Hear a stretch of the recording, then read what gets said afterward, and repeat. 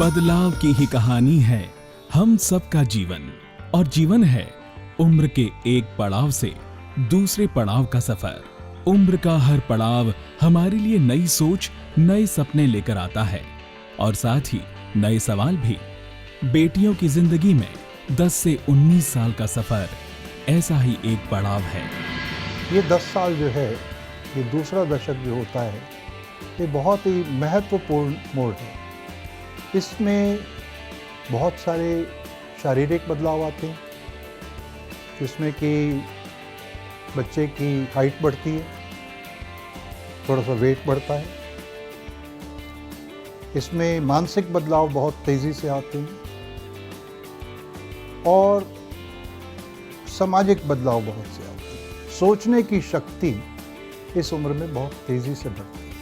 ये एक बहुत नाजुक मोड़ है और इस समय बहुत सी परेशानियां भी आती हैं, लेकिन ये ऐसा भी टाइम है कि सबसे ज़्यादा ज़िंदगी को एंजॉय करने का भी मौका इसी उम्र में होता है। उम्र का ये पड़ाव लड़कियों के लिए अनगिनत सवालों का भी पड़ाव है। बचपन की दहलीज लांघकर किशोरावस्था की तरफ कदम बढ़ा रही बेटी की जब माहवारी या मासिक धर्म शुरू होता है या होने वाला होता है, तो अचानक जिंदगी में बहुत कुछ बदल जाता है। जिन बच्चियों का नया नया मेंस्ट्रुअल साइकिल शुरू हुआ है, ऐसी लड़कियों को समझाने के लिए साइकोलॉजिकल और इमोशनल चेंजेस के बारे में बताते हुए फिजिकल हाइजीन मेंटेन करने की सलाह देती हैं। 8th 9th में फिर बच्चों में एक चेंजिंग फेज़ आता है। इसमें उनकी बॉडी का ग्रोथ जैसे जैसे बढ़ता है, तो साथ साथ उनका इमोशनल चेंज मैंने देखा है कि बहुत ड्रास्टिक चेंज उनके इमोशंस में आते हैं, जिसमें एक बहुत ही पॉजिटिव, जो हमने पॉजिटिव नहीं कहूँ, मैं ये कहूँ कि जो अधिकतर हमने बच्चों में पाया कि बच्चों में कहीं ना कहीं इन्फैचुएशन डेवलप होती है और उसके कारण भी वो कहीं ना कहीं उनमें मेंटल जो है चेंजेस बहुत महसूस करती हैं अपनी फिजिकल ग्रोथ के साथ। तो उस दौरान भी उनको एक बड़ा ज़रूरी है कि ये सब बातें सिखाने का, कि ये भी एक बहुत ही नेचुरल फिनोमिनन है, लेकिन साथ ही साथ हर चीज़ में अपने हाइजीन का ध्यान रखना और साथ ही साथ इन सब चीज़ों को बहुत ही नॉर्मल और नेचुरल लेना बहुत ज़रूरी है। बदलाव का ये समय बेटी के स्वास्थ्य के लिहाज से बहुत महत्वपूर्ण है। ये समय जानकारी के अभाव में कई बार बेटियों के लिए परेशानी का समय भी बन जाता है। अगर बच्चे को पूरी तरह इसके बारे ज्ञान नहीं है, तो अगर उसको पीरियड्स जब शुरू हो जाते हैं तो उसको कई साइकेट्रिक इलनेसेस हो सकती हैं, जैसे उसको एंग्जाइटी हो सकती है, डिप्रेशन हो सकती है, जहाँ कोई वो बच्चा डर जाता है, फोबिया हो जाता है। तो ऐसा नहीं होना चाहिए कि बच्चे को पहले ही एजुकेट होना बहुत ज़रूरी है। उम्र के इस पड़ाव पर बेटी को ज़रूरत है एक अच्छे दोस्त और मार्गदर्शक की, सलाहकार और सहयोगी की, या कहिए माँ की। मेरी बेटी भी बहुत गुमसुम सी रहने लगी थी, उसको समझ नहीं आता था वो कैसे बात करे।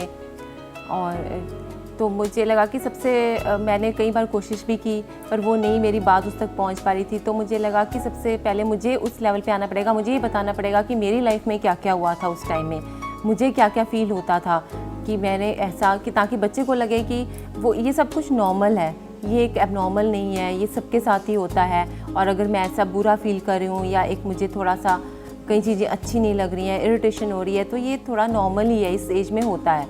तो उसमें अपने माँ को अपने जो उसके साथ हुआ वो बताना पड़ेगा बच्चे को, ताकि वो बच्चा को लगे कि हाँ माँ मेरी मदर के साथ भी हुआ इसलिए मेरे साथ भी हो रहा है। तो ऐसा कोई एबनॉर्मल चीज़ नहीं है ये। मेरी बेटी की उम्र 12 साल है और वो 8वीं कक्षा में पढ़ती है। तो एक दिन घर लौटी, स्कूल से घर लौटी तो घबराई हुई, थोड़ी सहमी हुई थी, जैसे मुझे कुछ बताना चाहती है लेकिन वो बता नहीं पा रही थी। मैंने उसको पूछा कि बेटे ऐसे क्या प्रॉब्लम हो गई, आप ऐसा रिएक्ट क्यों कर रहे हो?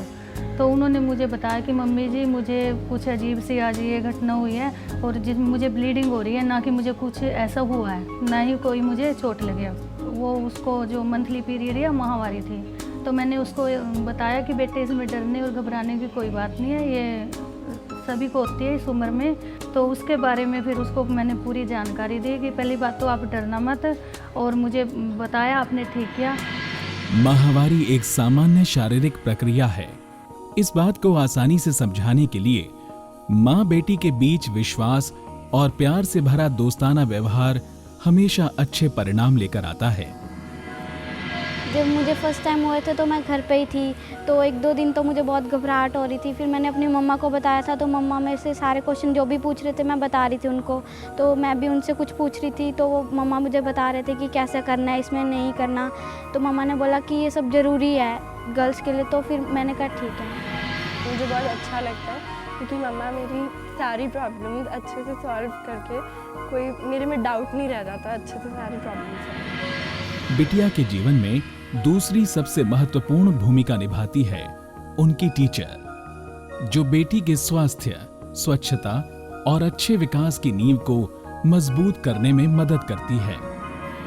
स्कूल्स में बच्चे हमारे पास 6th क्लास से आते हैं और 6th क्लास से लेकर 12th क्लास तक हमारे पास रहते हैं। और क्योंकि ये सारे बच्चे टीन एज में हैं, तो सारे